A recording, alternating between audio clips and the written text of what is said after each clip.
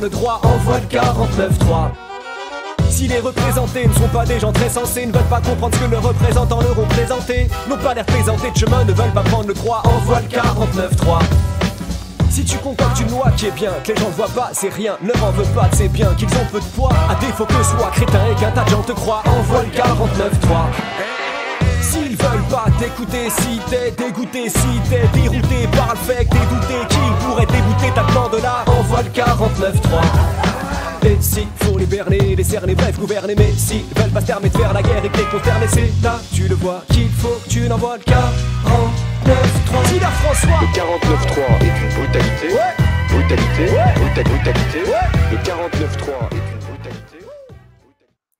Et bienvenue pour un nouveau Twitch sur la LFI NUPES Monde. Nous sommes le 1er octobre, il est 15 h. Nous accueillons un nouvel intervenant aujourd'hui qui va nous parler de la fracture territoriale en politique. Mais avant ça, j'accueille mon compère et collègue de l'autre côté du monde, en Thaïlande, Nicolas. Salut Nicolas. Bonsoir à tous, bonsoir God. Ça va bien. Et oui, effectivement, il est toujours aussi tard et tu nous rejoins toujours aussi tardivement. Et ça, c'est chouette. Notre nouvel intervenant aujourd'hui s'appelle Thibault Lehonneur. Il est conseiller municipal à Vierzon et il travaille avec la fondation Jean Jaurès pour nous parler de son travail. Salut tout le monde. Salut Thibault. Salut Gauthier, salut Nicolas. Bonsoir, Depuis la Suisse, depuis Vierzon. Exactement. Tout le monde m'entend? Ouais, ça va, vous m'entendez bien? Super. Trop bien. Eh ben, bonjour à tout le monde et merci pour l'invitation d'abord. Merci à vous deux. C'est un plaisir, effectivement, de t'accueillir parmi nous et de parler de ton travail. On va parler effectivement être majoritaire, la gauche face à la fracture territoriale. Donc, j'ai eu le temps un petit peu de parcourir ce long document, mais il y a aussi 4 autres documents sur lesquels tu as travaillé. Donc, je pense que nous allons pouvoir se revoir plusieurs fois pour en parler. Petite introduction de ton travail, s'il te plaît, Thibault. Alors, en 2017, quand Jean-Luc Mélenchon rate le second tour pour 600 000 voix, le constat qui est fait à l'époque et qui est majoritairement partagé, c'est que ces voix sont surtout manquantes dans les quartiers populaires. Et puis moi à l'époque, je m'intéresse un petit peu à la carte électorale et je m'aperçois que le score de Jean-Luc Mélenchon est pas si ouf dans des villes, ce que je qualifiais à l'époque, tu vois, j'avais simplement regardé dans les anciens bastions communistes, quoi, ou les anciens bastions ouvriers, et puis je trouve que le score est pas très élevé, que en tout cas moins élevé que ce que la gauche a pu faire à une époque. Et puis un peu le profil des villes qui ressort, c'est en gros des villes de 10 à 50 000 habitants, quoi. Et je le dis à qui veut l'entendre. À l'époque, je bosse un peu en politique, tu vois. J'étais le directeur de campagne d'Éric Coquerel, donc je bosse un peu pour lui la première année. Et puis je dis à qui veut l'entendre, et je vois bien que ça prend pas, quoi. Tu vois, enfin, je vois bien que j'ai pas de... Moi, quand j'ai une idée en tête, je la dis à tout le monde, tu vois. Et donc, je dis à tout le monde, c'est certes dans les quartiers populaires, je remettais pas ça en question. Je disais qu'il y a également d'autres parties, d'autres réalités géographiques où le vote a l'air de se tasser. Et en fait, je suis pas entendu, tu vois, genre il se passe rien, il se passe pas grand chose. Et en parallèle, la France Insoumise fait un gros travail sur les quartiers populaires. Il y a le dimanche 18 novembre les assises des quartiers populaires qui ont lieu à Épinay-sur-Seine à l'initiative d'Éric Coquerel, qui est une journée assez fondatrice d'ailleurs. Et donc il se passe rien d'autre. Et arrive 2022 et boum, on rate le second tour pour 440 000 voix. Et de nouveau, quand tu compares les scores et là, pour le coup, sur les quartiers populaires, genre, il n'y a plus de débat. On fait des scores où on dépasse les 100% dans certaines villes. Je plaisante, mais voilà, vous voyez bien ce que je veux dire. Et là, de nouveau, boum, je trouve que je constate que, de nouveau, on rate le second tour, de mon point de vue, hein, parce que le vote de Jean-Luc Mélenchon se tasse sur les petites villes, les petites et moyennes villes. Ce qu'on a appelé depuis un peu la France périphérique. Moi, je tiens à faire un point, c'est que je ne pense pas qu'on n'est pas au second tour à cause de Fabien Roussel et des communistes. C'est pas mon point de vue. Quand on a une force politique, une force motrice politique, on peut Alors bon, le problème, c'est que la gauche a un socle électoral qui s'est restreint depuis 20 ans, pour plein de raisons. Mais voilà, Marine Le Pen, elle est au second tour malgré Éric Zemmour. Vous voyez ce que je veux dire? Donc, a priori, on peut se dire que malgré Fabien Roussel, malgré une gauche divisée, on pourrait être au second tour. Bref. Donc, je me dis pas... parce que si on se dit que c'est de la faute de Roussel, bah, on écarte toute analyse potentielle. Alors, bon... Exactement. Comme on ne gagne pas d'élection, je pense qu'il n'y a pas une analyse on doit pas souffrir d'un manque d'analyse. Et donc arrivent les législatives sur cette seconde séquence électorale de 2022 et on fait un super score. Tu vois, on a 150, 160 députés, la NUPES à la fin, ce qui est pas mal, etc. Et puis bon, comme toujours, de tes analyses. Comment ? Sous réserve de tes analyses. Sous réserve de tes analyses. J'en suis là, si tu veux, je te dis en fait, je te dis où est-ce que j'en suis à peu près, comment cette note arrive, quoi. Et donc, je me réintéresse de nouveau à la carte électorale, et là, je m'aperçois qu'en fait, le score est pas terrible sur les législatives. Tu vois, je me dis, en fait, c'est moins bon que ce que le soir du premier tour avait l'air de dire, et ce que le soir du second tour dit. Et alors, ça me fait juste une bonne... J'en profite pour que tu puisses souffler un petit peu. Je coupe ton micro quand je pose mes questions.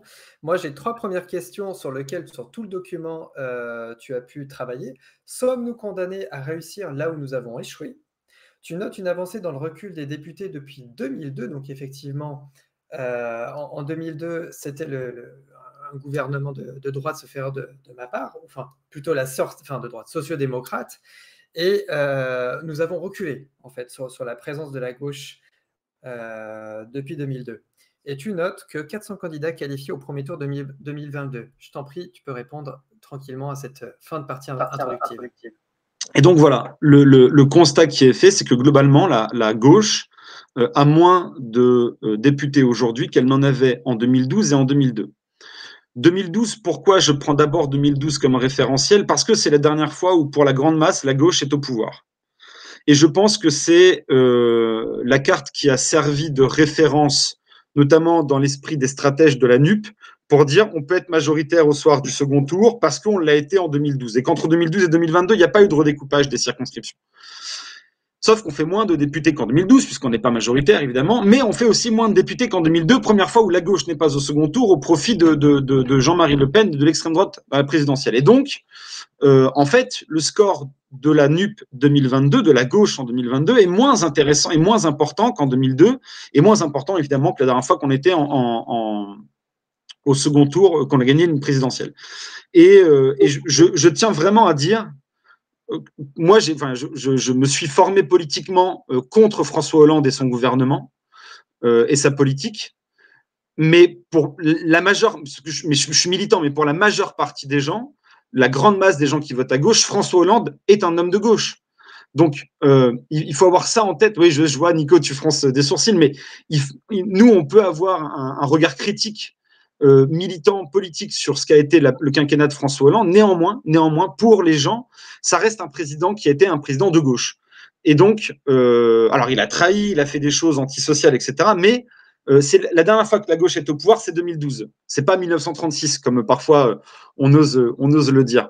Et donc, on est loin d'être majoritaire comme au soir du second tour des législatives de 2012, mais en fait, on a moins de députés qu'en 2002. Et donc, je me dis, bon, où est-ce que ça manque? Où est-ce que ces députés manquent? Et donc, je regarde circonscription par circonscription, et là, je vois que sur les circonscriptions sous-préfectorales, c'est-à-dire des circonscriptions qui comportent un morceau, tout ou partie d'une sous-préfecture, on dévisse. Mais genre vraiment, on dévisse. C'est-à-dire qu'en 2012, nous avions environ, il y a donc 225 circonscriptions pour 221 sous-préfectures métropolitaines, 120 ou 125 députés de gauche en 2012, donc PC, PS et Verts, 40 en 2022. C'est-à-dire qu'on divise par 3 le nombre de députés de gauche sur ces circonscriptions entre 2012 et 2022. Ça, c'est le premier élément. Je me dis, là, il y a quelque chose quand même, tu vois. Et le deuxième élément, c'est ce que j'ai appelé le triptyque infernal, qui a valu à la note initiale une petite existence médiatique.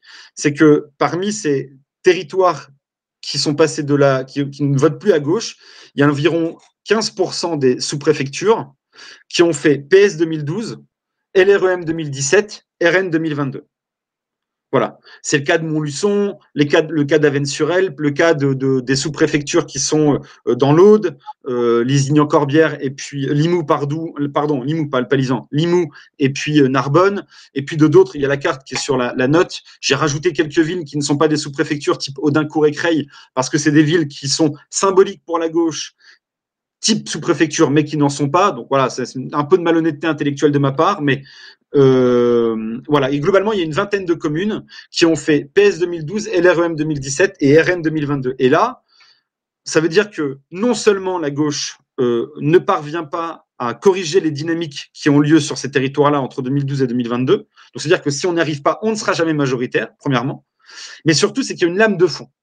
Et la lame de fond, c'est le constat un peu amer qui est de dire que sans doute que des gens qui ont voté pour des députés des candidats de gauche en 2012 ont voté pour des candidats RN en 2022. Voilà. Et c'est ce qu'on a appelé après, avec mon acolyte Axel Bruno, que je salue, ce qu'on a appelé, nous, le Front National Républicain. Mais on y reviendra. Voilà. Voilà, en gros, pourquoi je fais cette note, pourquoi je dis qu'il y a une fracture électorale, une fracture territoriale, une fracture électorale, et que j'appelle ça la France des sous-préfectures. Parce que c'est surtout sur ces circonscriptions-là que les choses que le constat s'est porté, pardon. Ton analyse est très intéressante. Mais en fait, si tu me permets une petite question, une réflexion, c'est qu'il faut peut-être aussi considérer le fait que la nature de la gauche en question a changé aussi. C'est-à-dire qu'en fait, on a quand même eu une restructuration du monde politique d'une manière générale, notamment avec l'arrivée d'Emmanuel Macron.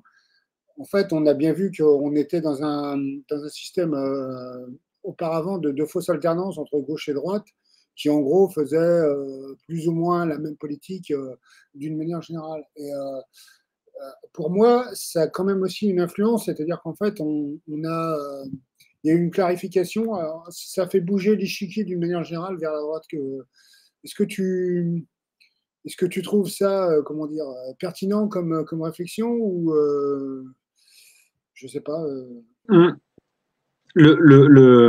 Évidemment que la reconfiguration politique autour du macronisme, elle vient faire bouger tout un tas d'éléments qui étaient très établis, quasiment monolithiques dans l'espace politique français. Mais en 2022, la NUP est venue corriger la vague macroniste sur certaines circonscriptions. D'une part, parce que Macron a fait un score moins important au premier tour de la présidentielle et que la dynamique de 2017 ne l'avait pas en 2022, ce qui explique que, par exemple, la circonscription où j'habite, la deuxième circonscription du Cher, qui est une circo traditionnellement de gauche, elle a été une fois droite entre 93 et 95 quand il y avait la vague de droite avec Balladur, et puis au centre, là, entre 2017 et 2022, parce que c'est des vagues, en fait, qui viennent tout emporter sur leur passage. Donc, évidemment que la NUPES a permis la correction de ces vagues macronistes de 2017 à certains endroits. On a aujourd'hui 12 députés sur 12 en Seine-Saint-Denis, etc. Mais la NUPES n'a pas provoqué de vagues. C'est-à-dire qu'elle est venue corriger des vagues macronistes à certains endroits, mais par exemple, sur les circonscriptions que j'étudie, les 225 circonscriptions sous-préfectorales, les deux seuls députés qui ont pris des circos qui étaient traditionnellement des circos de droite, donc où la dynamique NUPES s'est traduit par un renversement de la table, c'est Iñaki Echaniz dans le 65, qui est un député PS, donc je crois que c'est la 4e circo ou 5e circo du 65, et puis Marie Pochon, qui est dans la Drôme, 3e circo de la Drôme, je crois, donc les sous-préfectures pour Marie Pochon, c'est Die et Nyons, et voilà. Et donc, pareil, c'était une circo qui était traditionnellement de droite. Je crois que c'était un notable de la droite qui avait été député en 2012. Donc, c'est même pas une circo qui avait été de droite en 2012, là où il y avait la vague. Et donc, si la vague macroniste de 2017 avait pu bousculer l'échiquier politique, j'ai tendance à penser, et je me trompe peut-être, que la dynamique de 2022 est plutôt revenue sur un socle quasi traditionnel avec une droite libérale et puis un centre libéral qui va au-delà. Et puis du 64, merci, on était corrigé, oui, Nyeki Shiny, c'est sur 64 et pas 65. Mais, et puis la NUPES est venue recentrer finalement la France insoumise dans l'échiquier politique. Et finalement, sur cette dualité, sur ce binôme droite-gauche, l'étrangeté, c'est le Rassemblement national, là, mais qui donc fait un triptyque, comme c'est analysé et dit à plusieurs reprises. Ça nous fait une bonne transition du coup sur les questions suivantes et ça me permet d'avancer sur les slides sur lesquels tu as travaillé. Bon, on voit un peu la répartition quand même nord-sud par rapport au vote et par rapport à l'expression électorale. Bon, je note quand même que effectivement, tu as travaillé sur la France des sous-préfectures. Il y a une oubli des circonscriptions étrangères, mais c'est peut-être un choix aussi de tes recherches. J'ai noté dans ton document la fermeture des services publics. Est-ce que c'est une faiblesse du vote à gauche? La fin du barrage républicain, donc peut-être depuis les années 2012, auquel les Français ou la gauche ne se retrouvent plus à faire le barrage évoqué que l'on connaissait à l'époque face au Front National. Et pourquoi aucune des 4 formations semble incarner une synthèse territoriale? Je te laisse y répondre. Alors, je vais faire un pas de côté sur ta question, Gauthier. C'est que une fois qu'on a posé ce constat-là, disons que le constat, c'est facile à faire. Tu vois, enfin, c'est facile à faire. Voilà, je ne suis pas spécialement malin. Le constat que j'ai fait, sans doute que d'autres l'ont fait, et d'autres l'ont fait. Moi, je suis pas chercheur, donc je suis un militant qui œuvre à construire une perspective majoritaire pour son camp politique en vue de 2027. Donc le constat, il est simple, disons. Mais le constat, il doit rencontrer des propositions de pourquoi. De pourquoi on en est là. Et ce pourquoi on en est là, donc en effet, je parle des services publics, mais surtout, j'identifie 4 causes sur pourquoi la gauche n'y arrive plus dans ces territoires. Une raison, d'abord une cause liée à l'imaginaire, une cause liée à l'incarnation, une cause liée à l'ingénierie politique et une cause liée à ce que j'ai appelé folklore et émancipation, mais en gros, c'est des questions programmatiques, quoi. Et chacune de ces causes, bon, déjà, je me suis astreint à ne jamais aborder la question de l'immigration et de la sécurité dans mes notes, pour une raison simple, c'est que c'est l'attendu du grand centre pour dire que l'AFI est nulle. Tu vois, oui, ils sont nuls parce que forcément, ils sont nuls sur la question de l'immigration et de la sécurité. Mais en fait, si vous attendez de la gauche qu'elle parle comme l'extrême droite, il y a déjà l'extrême droite, en fait. Tu vois, donc, c'est pas notre travail à nous que de dire les mêmes propos que l'extrême droite sur l'immigration, en fait. Enfin, c'est complètement absurde. D'ailleurs, je ne comprends pas les gens, camarades, qui essayent d'aller sur ce terrain-là systématiquement. Qu'importe. Cette parenthèse étant fermée. Donc, j'établis 4 raisons, l'imaginaire, l'incarnation, l'ingénierie politique et le folklore et l'émancipation, parce que j'estime que c'est objectivement des éléments sur lesquels, enfin, c'est d'une part des éléments où on peut avoir objectivement des analyses et des points de réflexion, des points de constat et de réflexion, et donc de propositions parfois stratégiques, et puis qui donnent à la gauche une matière à réfléchir. C'est-à-dire que je pense que parfois, on ne gagne pas d'élection parce qu'on ne travaille pas assez ou parce qu'on n'est pas assez bon. Ou, tu vois, je veux dire, c'est pas toujours de la faute des autres si quand dans quelque chose dans la vie, on n'y arrive pas, quoi. Parfois, c'est aussi c'est notre propre responsabilité. Et donc, moi, j'ai plutôt envie de dire que parfois, la gauche devrait faire mieux. Voilà, donc Mélenchon le dit, mais en plus, il le dit mieux que moi, mais la gauche devrait faire mieux sur tout un tas de sujets. Et donc, sur la question des services publics, nous, on n'est pas trop en responsabilité sur, nous, la NUPES, sur la fermeture des services publics, mais évidemment que le quinquennat de François Hollande a produit de la fermeture de services publics. Ensuite, tu disais, Gauthier, ton deuxième point, c'était sur… J'avais évoqué un peu en substance. Hop là, j'ai coupé l'écho. La fermeture de services publics, oui, la fin du barrage républicain, donc sur lequel l'électorat de gauche ne se retrouve plus. Et ensuite, Pourquoi aucune des 4 formations semble incarner la synthèse territoriale? C'était vraiment un peu le cœur de ton intervention. Merci. Et donc voilà, donc ça c'est pour en gros répondre sur le premier point sur le service public, c'est que c'est pas tant la question du service public que les 4 points initiaux, enfin que les 4 points que j'ai établis. Ensuite, sur le barrage républicain, eh bien c'est la lame de fond.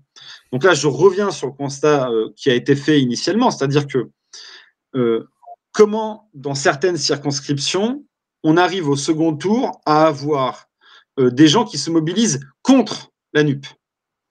Et ça, c'est inédit. Il faut vraiment avoir ça en tête. Et c'est avec Axel Bruno, c'est vraiment la lame de fond qui nous inquiète. Ce qu'on a appelé, nous, la fin du barrage républicain, on lui a trouvé un nom pour qualifier ces nouvelles pratiques, c'est ce qu'on a appelé le Front national républicain. Le Front national républicain, ça consiste très concrètement à voter pour le Rassemblement national contre la NUPES ou contre la gauche au second tour d'une élection. C'est-à-dire voter pour le candidat qui, sur l'échiquier politique, apparaît comme étant le moins républicain au regard de ce que le Rassemblement national ou le Front national pouvait représenter jusqu'à présent. Et ça, c'est inédit. C'est la première fois dans l'histoire des républiques françaises que ça se produit dans cette proportion. C'est-à-dire que le barrage républicain, alors moi je ne suis pas historien, donc je m'inscris dans les propos d'Axel Bruno, qui lui est prof d'histoire, mais le barrage républicain naît pour faire battre les boulangistes au XIXe siècle. Et donc, il y a une alliance entre les différentes fractions républicaines pour que ne soient élus que les républicains. Et en gros, cette pratique se poursuit jusqu'en 2022, y compris en 2021. En 2021, quand le Rassemblement national arrive au second tour, au régional ou départemental, il y a un front républicain qui se met en place. Le RN n'a pris aucun département, aucune région. Le Front républicain existe toujours. Il a pu être entamé, il peut y avoir des coins de mis dans le barrage républicain dans les années 80 et dans les années 90, notamment quand il y avait des triangulaires et des gens qui, parce que parfois c'était pour des raisons de notabilité locale, ne se retiraient pas au second tour au profit du candidat républicain arrivé devant en tête. Bon, là, c'est pas la même chose. Là, sur certaines circonscriptions, le report des voix au profit du candidat du Rassemblement national dépasse le nombre de voix naturelles de report.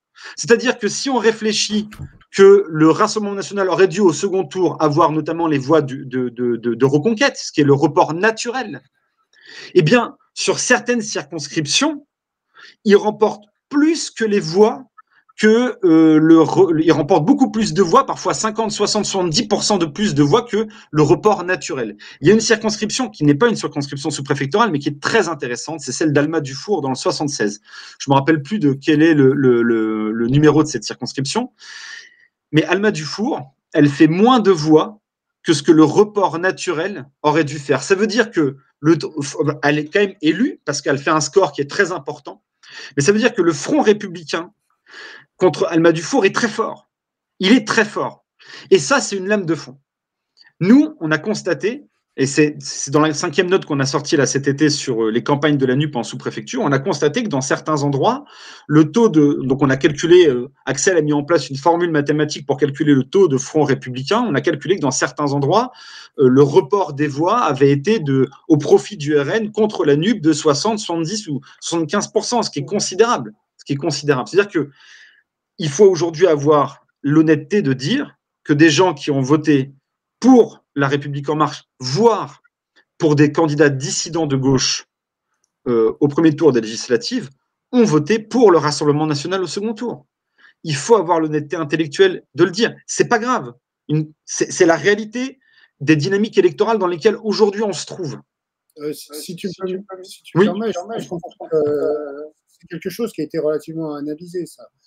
D'ailleurs, il en a été largement question durant la législative partielle, donc celle qui a été refaite, je crois que c'est dans l'Ariège, où il y avait justement Bénédicte Taurine qui a été élu dans un premier temps et qui a été battu dans un second, justement avec un front anti-républicain élargi, je ne sais pas trop comment on peut appeler ça, enfin, comme tu disais, le Front national républicain, donc qui s'est mis en place justement pour la faire battre en quelque sorte.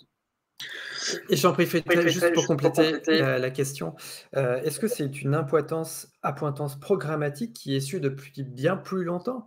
Est-ce qu'on pourrait remonter aux années 97-98 avec l'émergence du Front National? Et que là, c'est un aboutissement de 30 ans après en disant, ça y est, on a une appointance programmatique. L'arc du Front National républicain mènera, quoi qu'il arrive, c'est cru de le dire, ou peut-être hypothétique, mènera Marine Le Pen au pouvoir, point d'interrogation. Et même si on a une convergence des luttes et convergence de la gauche, nous ne gagnerons pas. Ce qui s'est passé sur la circonscription de Bénédictorine, c'est pas un Front National républicain, c'est un Front bourgeois républicain. C'est-à-dire que c'est pas le RN qui a gagné contre Bénédictorine sur la partielle. C'est une candidate qui au second tour a fini par être soutenue de Carole Delga à Marine Le Pen. Mais la candidate, Martine Froger, n'est pas issue du Rassemblement national. Nous, notre analyse, le Front National républicain, c'est quand des électeurs qui appartiennent à des formations dites républicaines, dans l'imaginaire collectif, politique, votent pour le Rassemblement national au détriment de la NUP ou d'un candidat de la gauche. C'est ça ce que nous, on a appelé le Front National républicain. Et c'est ça qui est inédit. Marine Le Pen n'a pas 90 députés en 2017. Jean-Marie Le Pen n'a pas 90 députés en 2002. Marine Le Pen a 90 députés en 2022. 85, j'ai pas les chiffres en tête. Enfin, j'ai pas. Mais donc 88. Et donc vas-y Gauthier, je vois que tu veux rebondir. En fait, exactement. Je te parle pas de députés. Je te parle d'appointance programmatique, ce qui permet à Marine Le Pen d'avoir un corps électoral passant de 10%, 17, 18, 22%. On s'en fout des députés. C'est qu'à la fin, elle sera élue présidente et que c'est ça l'appointance programmatique qui va l'amener au pouvoir, point d'interrogation. Oui, non, mais en fait, cette appointance politique, programmatique, pardon, elle doit. Nous, notre travail, c'est d'essayer c'est pas simplement de le faire au doigt mouillé. Nous, notre travail, et c'est ce qu'on a apporté avec Axel Bruno, c'est qu'on le démontre par les chiffres. On le démontre par les chiffres. Par les chiffres, on démontre que certains électeurs qui ont voté au centre ou au centre-gauche à la législative de 2022 ont voté à l'extrême droite au second tour. C'est des chiffres, il y a des circonscriptions identifiées, il y a des mouvements électoraux qui sont identifiés. Alors, on n'a pas identifié ça à l'échelle du bureau de vote, on a identifié ça à l'échelle de la circonscription. On pourrait, évidemment, si on avait plus de temps et si c'était notre travail, peut-être analyser ça à l'échelle du bureau de vote. Et là, on y verrait sans doute encore des réalités sociales qui sont au-delà des réalités électorales. Bref. Et donc, tu as raison, Gauthier. Peut-être, il y a forcément, 30 ans d'acceptabilité du Front National dans l'espace politique et médiatique finit par permettre des rapprochements électoraux ou politiques ou programmatiques à certains moments. C'est évident. Mais là, j'enfonce des portes ouvertes. Non, parfois, c'est nécessaire d'enfoncer des portes ouvertes. Mais là, je ne crois pas que celle-ci soit nécessaire. Nous, on dit, en effet, il y a ce danger pour le pays et pour les gens, notamment pour les petites gens, d'avoir un Rassemblement national au second tour, qui gagne par une présidentielle. Mais que donc la gauche doit faire mieux. Et pour que la gauche fasse mieux, c'est là le cœur de la première note, c'est d'établir des raisons sur comment la gauche peut faire mieux, sans une nouvelle fois rentrer dans les thématiques de droite et d'extrême droite sur lesquelles de toute façon je ne suis pas sûr qu'on soit vraiment attendu. Et donc, voilà le travail que nous on a, le travail qu'on a mené. Et pour répondre à ta dernière question, tu avais dit le barrage républicain, et ensuite tu m'avais dit, pardon, l'incarnation, la force politique est capable de faire la synthèse entre ces différents. Bon, en effet, nous on estime aujourd'hui. Aucune des quatre formations semble incarner la synthèse territoriale. Alors, déjà, la première des raisons, il y a une étude récemment qui est sortie, qui est assez intéressante, qui établissait le nombre de militants, tous partis politiques confondus. Le chiffre, c'est moins de 200 000. C'est pas beaucoup sur 70 millions d'habitants et 45 millions d'électeurs. C'est-à-dire qu'il y a à peu près 200 000 personnes qui, comme nous, estiment que ça vaut le coup de s'investir dans la vie militante pour porter ses idées. Et donc, forcément, il l'atomisation des forces politiques puis leur effondrement en termes de représentation géographique s'opère surtout là où il y a moins de monde et que donc du coup tu as une concentration des forces politiques dans les métropoles. Et donc dans les métropoles ou dans les grandes villes ou dans les villes en voie de métropolisation. Avec les universités, parce que la fac est ce temps de la vie qui permet d'avoir c'est le moment de la vie où on a un petit peu de temps et où on a envie de s'investir, de s'investir pour les idées, et puis où les cadres politiques sont. Et donc, aujourd'hui, nous, on a estimé que plus aucune des 4 forces politiques n'arrivait à faire la synthèse territoriale au regard à la fois des résultats électoraux, des dynamiques de ce que j'ai dit, quoi. Donc l'imaginaire, l'imaginaire, l'incarnation, l'ingénierie politique et le folklore et l'émancipation. Je prends un exemple qui est la fin de la note. Nous, on a travaillé la question de la voiture en tant qu'objet politique. Je ne dis pas la voiture en tant que moyen de déplacement. Je dis la voiture en tant qu'objet politique. La voiture, le mot voiture apparaît 0 fois dans le programme du Parti communiste à la présidentielle. Il apparaît 1 ou 2 fois dans le programme des Verts et du PS, et il apparaît 11 fois dans le programme de la France Insoumise. Et quand il apparaît la première fois dans le programme de la France Insoumise, c'est sur une question de constat, et la proposition qui arrive tout de suite après la première occurrence du mot voiture, c'est une proposition pour accroître, je crois, les réseaux transiliens, enfin, tu vois, les réseaux de trains métropolitains. Donc, ils sont sans lien direct avec les territoires où il y a une surutilisation de la voiture pour tout faire. C'est un problème politique majeur. C'est un problème politique majeur. On n'a aucune des 4... Et dans le programme de la NUP, le mot voiture, il disparaît complètement. Terminé. Aucune des 4 forces politiques, malgré leur implantation différentielle, c'est-à-dire que la France Insoumise a beaucoup de militants dans les grandes villes, peu d'élus, le PC et le PS ont peu de militants, mais ont beaucoup d'élus dans les villes petites et moyennes, les Verts ont beaucoup d'élus dans les grandes villes. Malgré, on pourrait dire, cette combinaison de facteurs favorables à la compréhension du pays, le mot voiture n'existe pas. Et il n'existe pas en tant qu'objet politique, mais il n'existe pas en tant que réflexion ou proposition. Enfin, dans la circonscription où j'habite, 90% des déplacements professionnels se font en voiture. Et j'habite pas sur la Lune. Hein. Enfin, il faut quand même tenir compte de... Vas-y. Non, mais vas-y.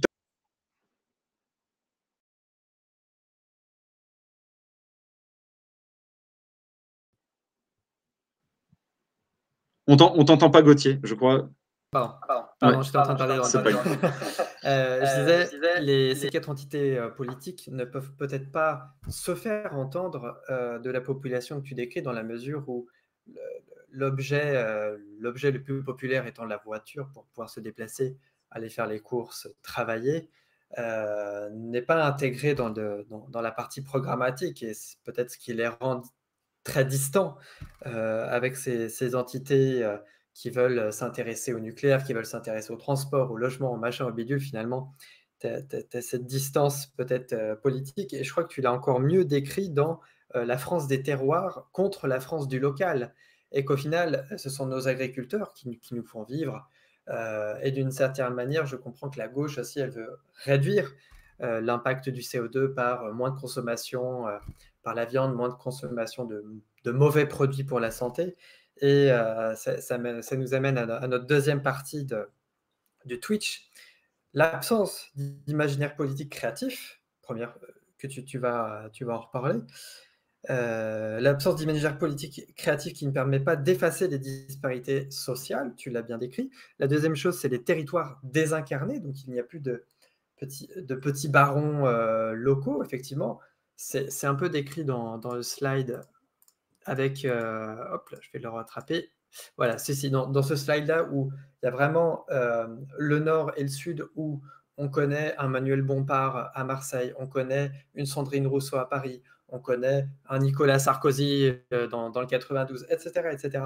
Effectivement, des territoires désincarnés, et vous voyez qu'au milieu, à part Montluçon, il n'y a plus grand-chose. Voilà, on ne connaît pas de personnalité en Loire-Atlantique, on n'en connaît pas forcément à Limoges.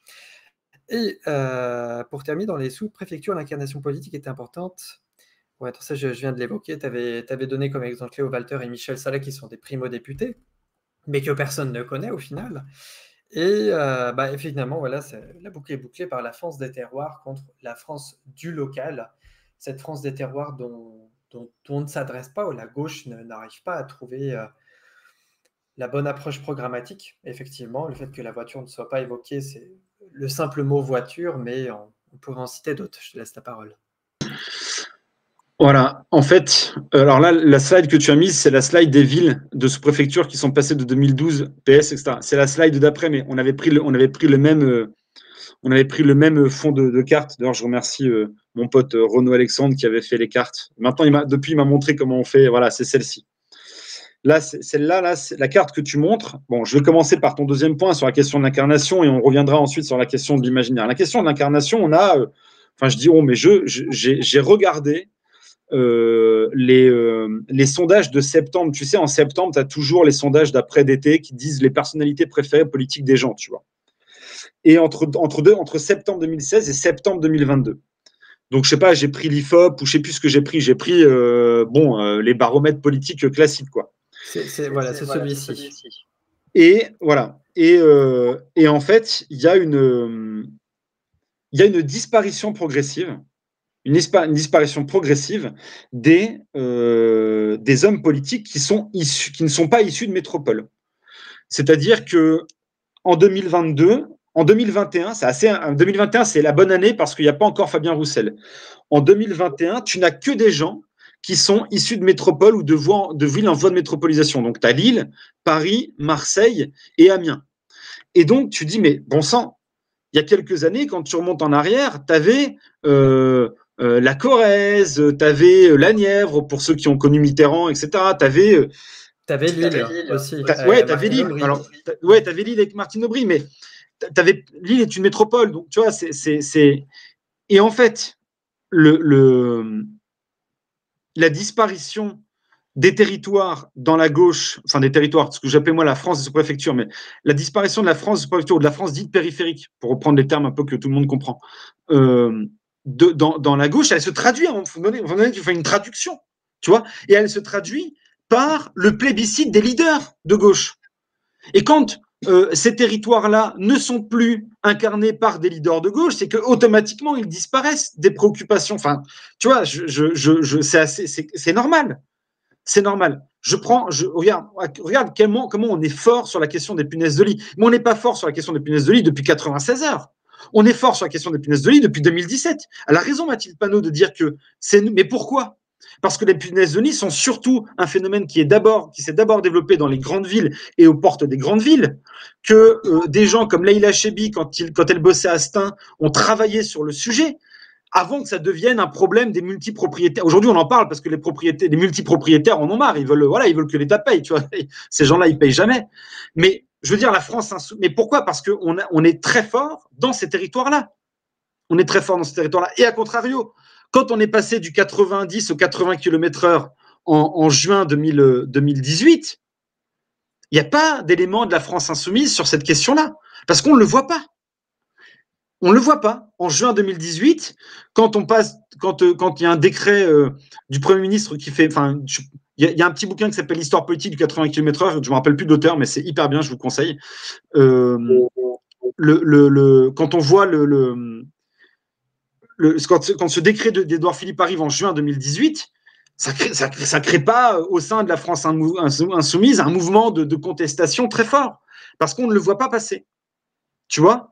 Et ça traduit l'incarnation et aussi là où nos leaders sont l'implantation et l'incarnation de nos leaders. Et c'est pas grave.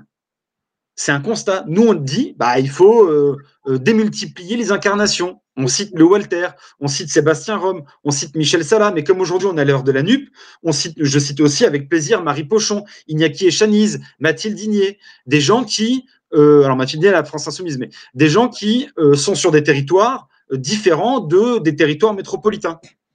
Et en plus, on démontre par l'analyse des sondages que les territoires qui ne sont pas métropolitains disparaissent. Et ça revient par l'arrivée de Fabien Roussel, qui lui est élu de la plus grande ville, c'est Saint-Amand-les-Eaux, qui est une petite ville très jolie par ailleurs.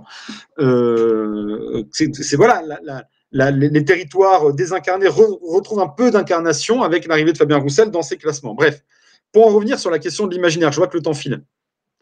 Voilà, petite histoire politique, Fabrice Hamelin, trop bien. Merci Catherine LFI d'Italie, trop bien. Enfin, il y a des gens qui sont tellement réfutés, tac, ils réagissent de ouf, bravo.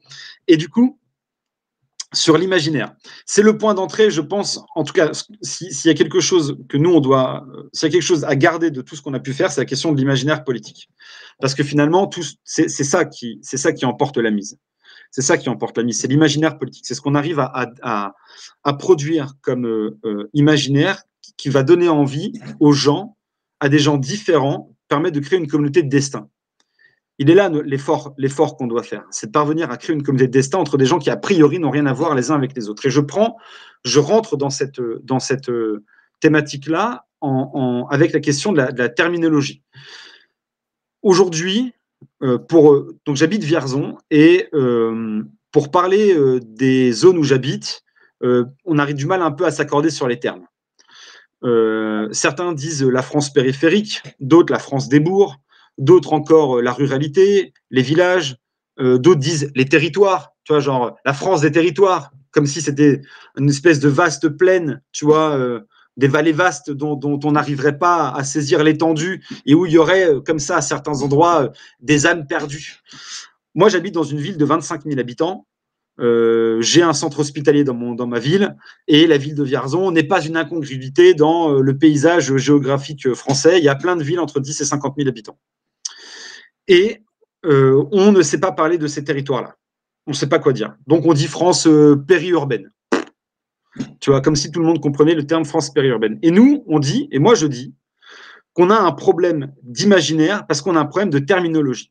Et donc, je propose le terme France des sous-préfectures, qui peut créer un imaginaire similaire à celui de quartier populaire.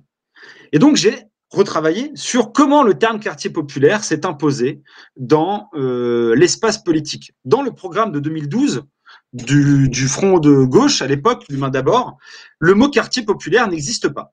C'est un terme qui s'impose à l'espace politique au milieu des années 2010, plutôt 2015, et qui fait son entrée fracassante en 2017 avec le programme de la France Insoumise. Mais c'est une révolution. Pour la première fois depuis presque 30 ans, depuis 25 ans, on ne parle plus de banlieue et de cité.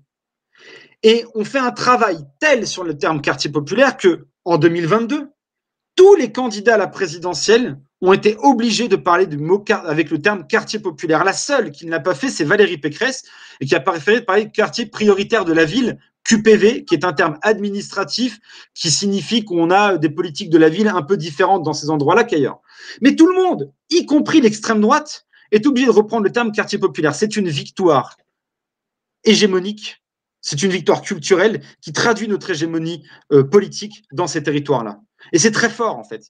Il faut souligner à quel point c'est fort parce que ça veut dire que les mots qui étaient connotés péjorativement comme cité et banlieue sont aujourd'hui disparaissent, ne sont plus employés, sinon même pas, on les emploie plus. Et donc, on vient utiliser le mot quartier populaire qui, de fait, produit un imaginaire qui vient effacer les disparités évidentes qui peuvent exister entre un quartier populaire comme le Clos du Roi à Vierzon et le quartier populaire de la Cité des 4000 à la Courneuve où, quand on y réfléchit, évidemment qu'il n'y a pas de lien entre... la vie n'est pas la même entre le Clos du Roi et la Cité des 4000. Le Clos du Roi est une petite cité vierzonnaise, pauvre, il faut le reconnaître, mais qui n'est pas dans la même densité et pas aussi fracturée que peut l'être la Cité des 4000 à la Courneuve, où là, pour le coup, les fractures sociales, les fractures économiques sont beaucoup plus fortes et beaucoup plus rentrent beaucoup plus dans la chair, j'imagine, enfin des gens, quoi.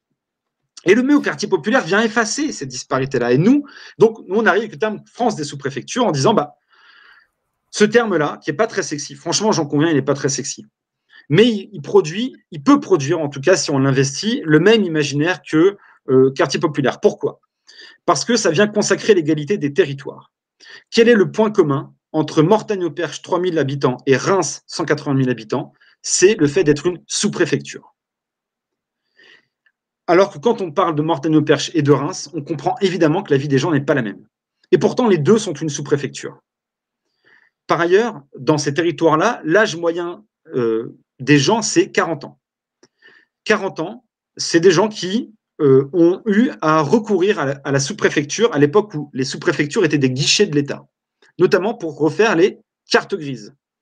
Peut-être que ça ne vous dit rien, à vous, Nico et Gauthier, mais à une époque, pour faire sa carte grise, on n'allait pas sur le site je ne sais plus comment, ANTC, ANTV, la NCS. Voilà, on allait à la sous-préfecture même.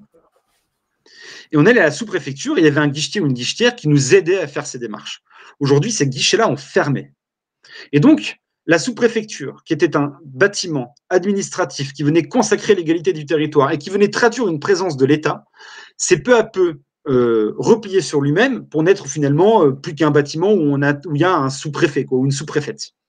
Et donc, le terme sous-préfecture, il a pour vocation à produire ce même imaginaire qui vient effacer la disparité évidente que tout le monde comprend entre des villes qui n'ont rien à voir les unes avec les autres, mais qui ont pour point commun le fait d'être une sous-préfecture. Voilà pourquoi la question de l'imaginaire semble pour nous être le point d'entrée le plus important. Parce que tant qu'on ne produira pas des réflexions claires sur la vie dans ces territoires-là, on aura un problème d'incarnation, on aura un problème d'ingénierie politique et on aura un problème programmatique sur ces territoires.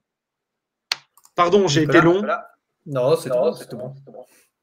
Non, mais sur les terminologies, c'est vraiment très intéressant, ça, il n'y a rien à dire. Par contre, j'aimerais faire une réflexion quand même, c'est-à-dire qu'en fait, tu sais, tu parlais justement de base militante d'une manière générale assez restreinte, etc. Il me semble que nous, on est quand même assez en avance par rapport à beaucoup d'autres partis qui n'ont pas forcément besoin justement d'avoir autant de militants sur le terrain, parce qu'en fait, il y a l'aspect médiatique qui fait que voilà, en fait, les idées sont véhiculées, ou alors qu'ils s'organisent un peu différemment, c'est-à-dire plus en ligne. On voit, par exemple, c'est beaucoup le cas du RN. La plupart des forces militantes sont plutôt sur Internet d'une manière générale que vraiment dans les rues, etc., quoi. Mais là, au fait, où je veux en venir, c'est que à mon sens, il n'y a pas vraiment le fait qu'on délaisse en quelque sorte certains environnements, si tu veux, c'est plutôt en fait une histoire de difficultés sociologiques et d'implantation militante, en fait. Et en plus, on sait qu'il y a quand même une difficulté supplémentaire à faire campagne donc en milieu rural. Les distances sont beaucoup plus importantes pour aller voir les gens. Ça implique aussi beaucoup plus d'utilisation matérielle, d'utilisation de la voiture. Le fait, il y a une préparation qui est complètement différente de celle du milieu urbain. Et pour moi, en fait, naturellement, si je suis d'accord avec tout ce que tu as pu présenter dans ton travail, je pense que c'est aussi un phénomène à pas négliger. En fait, la plupart des militants, finalement, militent principalement dans leur endroit d'origine, en quelque sorte. Oui, mais une fois qu'on dit ça, qu'est-ce qu'on fait? Que faire, comme disait Lénine? Un journal, je sais plus, il a dit un journal et je ne sais plus quoi. Eh bien oui, mais ce constat que tu fais, nous on l'a fait aussi. Mais on ne voulait pas simplement le faire au doigt mouillé, on en a fait une note. Et d'ailleurs, enfin, je suis pas effondré, j'allais dire je suis effondré, non. Je suis triste parce que la note sans doute la plus consistante qu'on ait réalisée, c'est la dernière qui est parue début juin sur les campagnes de la NUP dans la France des sous-préfectures. En fait, on a fait un questionnaire qu'on a envoyé aux 225 candidats de la NUP qui ont une sous-préfecture sur leur circonscription. On a eu 103 retours. Et à partir de ces 103 retours, on a fait une note. On a produit une note. Elle est sur le site de la Fondation Jean Jaurès, que je remercie d'ailleurs de me laisser publier chez eux. Vraiment, gros big up à Jérémy Pelletier. C'est un super gars, Renaud Large, et à la Fondation Jean Jaurès. Et donc, comme franchement, je suis un peu fier de ça parce que c'est la seule étude avec autant de contributions de candidats, tout parti confondu. Alors nous, on s'est concentré sur la NUPES, mais On est la seule étude, un an après les législatives, avec 103 contributions analysées de candidats. Donc voilà, je remets en avant ce travail-là. Et en fait, tu as raison. Tu as parfaitement raison, Nico. Les distances sont pour 75% des candidats interrogés le problème numéro 1 pour faire campagne dans ces territoires. Preuve en est, c'est que le nombre moyen de communes, c'est 110, c'est que certains candidats avaient 354 communes sur leur circonscription.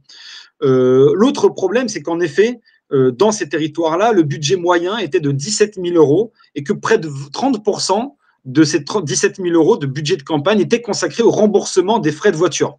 D'ailleurs, voiture qui ne faisait pas l'objet de propositions particulières. Vous voyez que même nous, quand on est en situation de ça, quand on est face à ce problème-là, pardon, ma phrase n'avait aucun sens, on n'est pas capable d'avoir des propos clairs sur la voiture. Parenthèse fermée. Je rouvre la parenthèse. Seulement 2 candidats sur les 103 nous ont dit avoir parlé de la voiture comme avoir mobilisé la thématique voiture dans leur campagne. Fin de la parenthèse. Alors que tous nous ont dit, pardon, j'ai crié, il y a eu un écho, tous nous ont dit que c'était un enfer avec la taille des circonscriptions. Et l'autre problème, tu as raison, c'est que le nombre moyen de militants sur ces circonscriptions qui comptent en moyenne 110 communes et qui ont pour budget moyen 17 000 €, c'est 12 personnes. Ça veut dire qu'on a fait campagne avec 12 personnes pour 110 communes avec 17 000 € pendant 6 semaines. C'est difficile de pouvoir prétendre gagner des circonscriptions, sauf que certains y sont parvenus. Et donc, si certains y sont parvenus, c'est que déjà c'est possible, premièrement. Je pense à Léo Walter, je pense à Christophe Bex, notamment. Alors certes, ils étaient sur des circonscriptions où la gauche avait une existence historique, mais ils ont quand même corrigé la vague macroniste de 2017 et face au RN, ils ont gagné. Bon, ça c'est le premier élément. Le deuxième élément, c'est que sur certaines circonscriptions, celle que j'ai citée tout à l'heure, la 4e du 64 et puis la 3e du 26, donc celle d'Iñaki Echaniz et de celle de Marie Pochon, eh bien, on peut renverser la table. On peut parvenir à prendre à la droite et au centre des circonscriptions qui n'avaient quasiment jamais été à gauche jusque-là. Et que ces difficultés matérielles, humaines, nous, on les a constatées. Et ce qu'on dit aujourd'hui aux partis politiques, c'est que bougez-vous, faites mieux. En fait, on a 5 ans, là, maintenant 4 ans, pour tester des trucs. Tester, essayer d'aller voir les gens, faire des campagnes, mener des actions, mener des opérations. 9 sur 10 vont échouer, mais c'est pas grave, on est là pour tester des trucs. On s'en fout. De toute façon, la vie politique démocratique française, avec l'inversion des calendriers, est devenue un temps où pendant 5 ans, on attend la présidentielle d'après. Enfin, je veux dire, on finit pas le premier tour de la présidentielle comptant déjà un micro à qui veut l'entendre pour savoir s'il va être candidat en 2022. Putain, mais les gars, le deuxième tour est même pas fait, quoi. Et en fait, charge aux partis politiques de tester des trucs dans ces territoires-là. Comment on fait pour faire de meilleures campagnes? Est-ce que le porte-à-porte, était aussi fort en 2012 qu'en 2017? Non. Pourquoi? Parce qu'entre 2012 et 2017, on a testé le porte-à-porte. On a regardé, on a lu, on s'est documenté, on s'est dit, ah purée, quand même, c'est pas mal le porte-à-porte, on peut peut-être essayer d'en faire, boum, on va envoyer des militants faire du porte-à-porte sur la question de l'amiante, la question des punaises de lit, la question des ascenseurs qui marchent pas. Évidemment que la question du porte-à-porte dans les territoires, dans les zones pavillonnaires, c'est compliqué. Ça prend du temps, c'est chronophage. Donc peut-être que c'est pas le porte-à-porte. Là, à cet endroit-là. C'est quoi? Moi, j'en sais rien.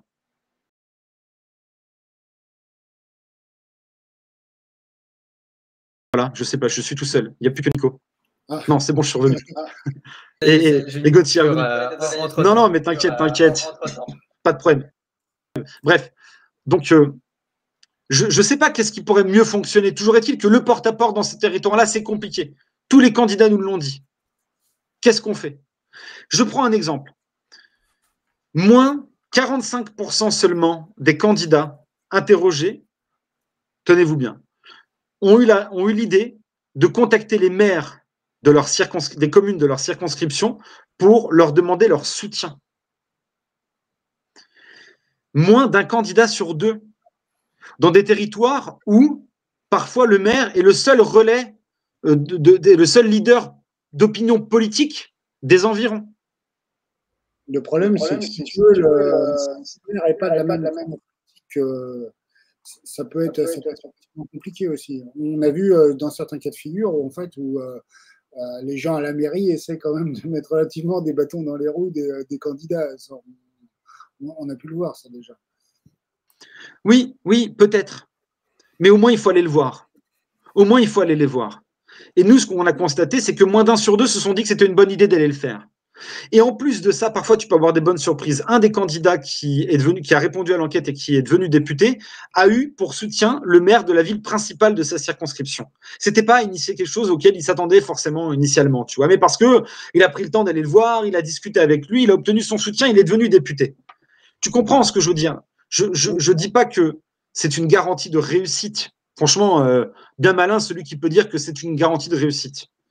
Et puis, par ailleurs, je tiens quand même à dire que avec l'inversion des calendriers, la force principale, c'est la dynamique présidentielle. Et là où tu as une dynamique présidentielle, c'est-à-dire que si tu n'as pas de dynamique présidentielle dans les petites villes, la dynamique, elle va être compliquée pour les législatives, c'est évident. Enfin, mais je l'ai pas dit, mais je pense que tout le monde l'avait en tête avant de l'élaboration de mon propos.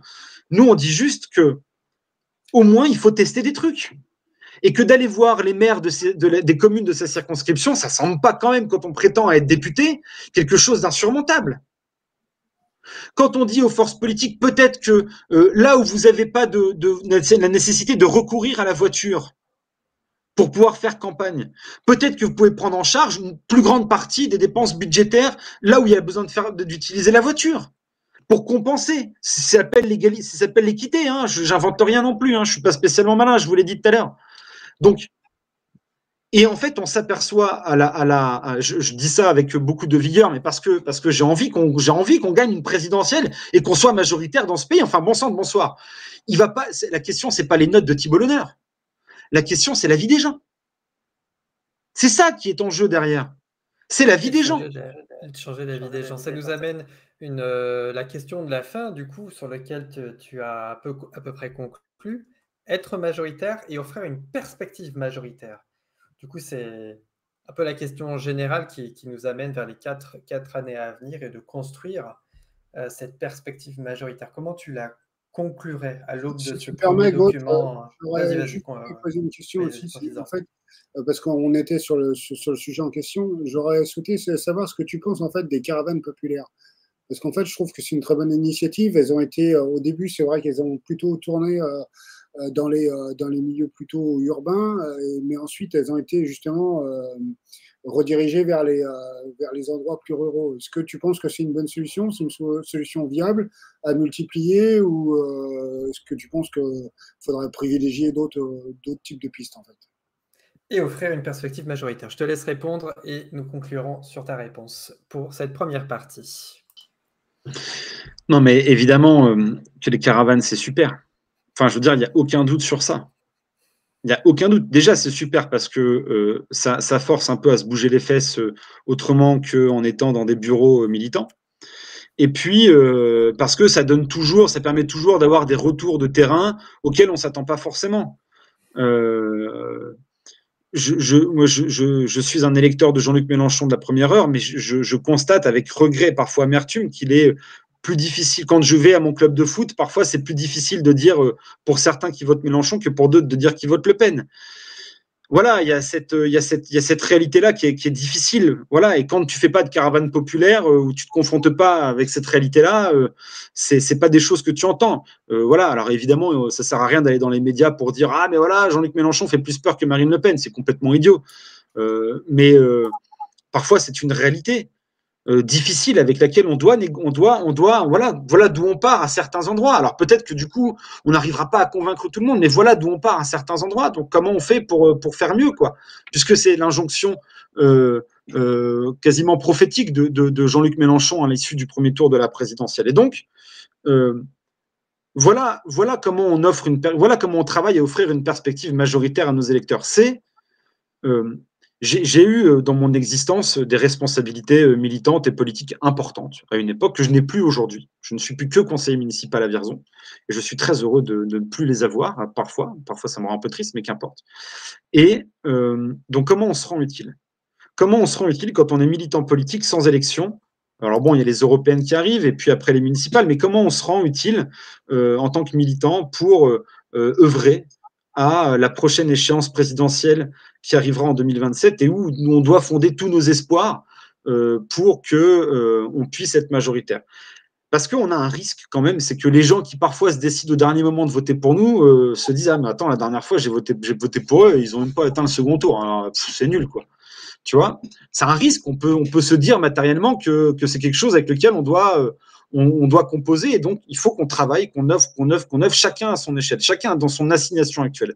Moi, mon assignation actuelle, c'est de militer à Vierzon, ce qu'on essaye de faire, premièrement, et puis d'essayer de porter la réflexion sur ce que je constatais en 2017 et ce que j'ai reconstaté en 2022 sur la fracture électorale dans les territoires sous-préfectoraux. Voilà mon travail à moi. Mais j'invite tous les gens qui sont militants, sympathisants, de gauche, pas que de la France insoumise, de gauche, à œuvrer de leur côté aussi pour apporter de l'énergie sur la construction de cette perspective. Il n'y a pas de mauvaise, il y a pas de mauvaise initiative, il n'y a pas de mauvaise idée. En fait, on ne gagne pas les élections. On ne les gagne pas. On peut tourner les choses dans tous les sens, on peut se taper sur le ventre d'avoir 160 députés, on ne gagne pas les élections. Et depuis longtemps. Pour la troisième fois de l'histoire, en 5 présidentielles, on n'était pas au second tour. Donc, en fait, on n'a que du travail devant nous. On n'a que du travail devant nous. Travaillons. C'est assez enthousiaste.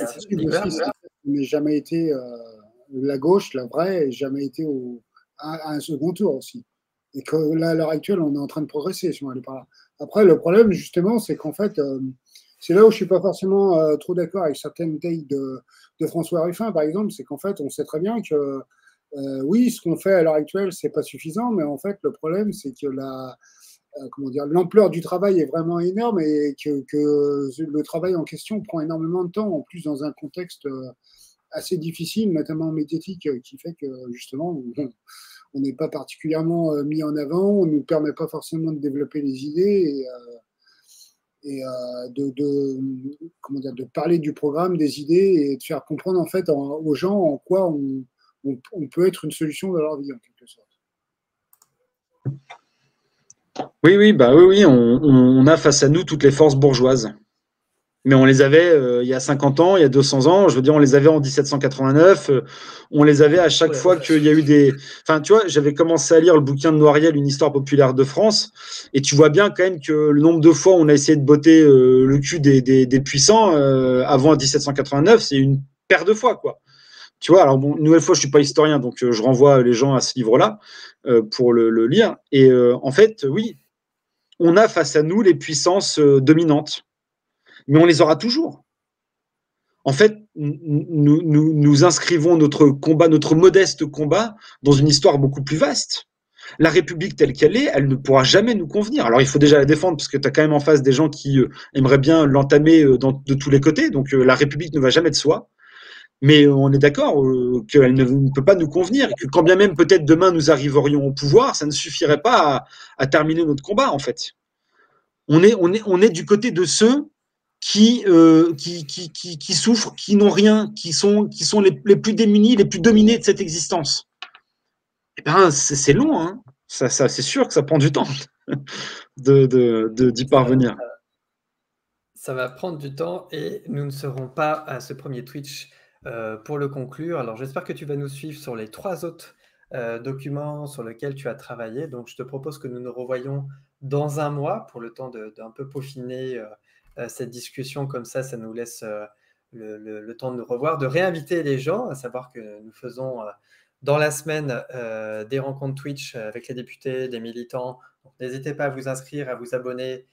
C'est sympa, le petit pouce bleu, le petit pouce n'importe comment, partager, diffuser. J'en profite pour redire que dimanche prochain, nous recevons Aurélie Gris, maire adjointe de la ville de Lyon. Nous recevrons ce mois-ci, le mercredi 26, Frédéric Mathieu, député des Yvelines, je crois, ou je vais dire une bêtise, ou peut-être de Seine-et-Marne. Tu me corrigeras, je n'ai plus les noms, je suis très très mauvais. Oui, on me dit merci. Ah oui, merci à toi, Miss Cox du 83. Et donc, du coup, nous donnerons, si tu veux bien, Thibaut, qu'on se revoit à la fin du mois pour un prochain document et de suivre ce travail sur lequel tu fais. Eh bien, avec grand plaisir, il faudra qu'on trouve une date, parce que j'ai des calendriers, 2 enfants en bas âge, un taf, je m'ai un peu investi dans le club de foot où je joue, donc tu connais. Voilà, bon, en tout cas, merci, vraiment, merci à vous deux, merci à toi Nico, merci à toi Gauthier pour l'invitation, vraiment, c'est très très gentil. Je remercie également le copain en commun qui nous a mis en lien. Merci à vous d'avoir mis la lumière sur ces thématiques-là. Je vous invite évidemment à aller sur le site de la Fondation Jean Jaurès pour retrouver toutes les notes qu'on a réalisées avec Axel Bruno. D'autres vont arriver d'ici peu, ouais, j'espère, d'ici peu. Et puis à bientôt. Longue vie à votre émission de Twitch, YouTube. Ouais, je suis du père, moi, je découvre tout ça pour moi. Voilà. Merci à vous. Merci beaucoup. Merci. On te garde 2-3 minutes après pour le débrief. Moi, je vais lancer le spot. Nicolas, Thibaut, merci d'avoir passé ce moment ensemble. Nous nous revoyons le mois prochain et partagez, diffusez, suivez les Twitch. C'était un plaisir. Merci à tous les deux. Bonsoir à tous. Salut les gars. Je bouge pas. À tout de suite. Merci à vous. Bon week-end, bon dimanche, bon repos. Si les 3/4 des Français ont les sourcils froncés, va pas dégonfler, non, tu peux les enfler. Essaie d'exploiter les travers qu'il y a dans le droit, envoie le 49.3. Si les représentés ne sont pas des gens très sensés, ne veulent pas comprendre ce que leurs représentants leur ont présenté, n'ont pas l'air présentés de chemin, ne veulent pas prendre le droit, envoie le 49.3. Si tu concoctes une loi qui est bien, que les gens ne voient pas, c'est rien, ne m'en veux pas, c'est bien qu'ils ont peu de poids, à défaut que soit crétin et qu'un tas de gens te croient, envoie le 49.3. S'ils veulent pas t'écouter, si t'es dégoûté, si t'es dérouté par le fait que t'es douté qu'ils pourraient dégoûter ta demande là, envoie le 49.3. Et si faut les berner, les cerner, bref gouverner, mais s'ils veulent pas se permettre de faire la guerre et que t'es consterné, c'est là, tu le vois, qu'il faut que tu n'envoies le 49.3. Si la François, Le 49.3 est une brutalité. ouais, Brutalité. Ouais. Brutalité. ouais, Le 49.3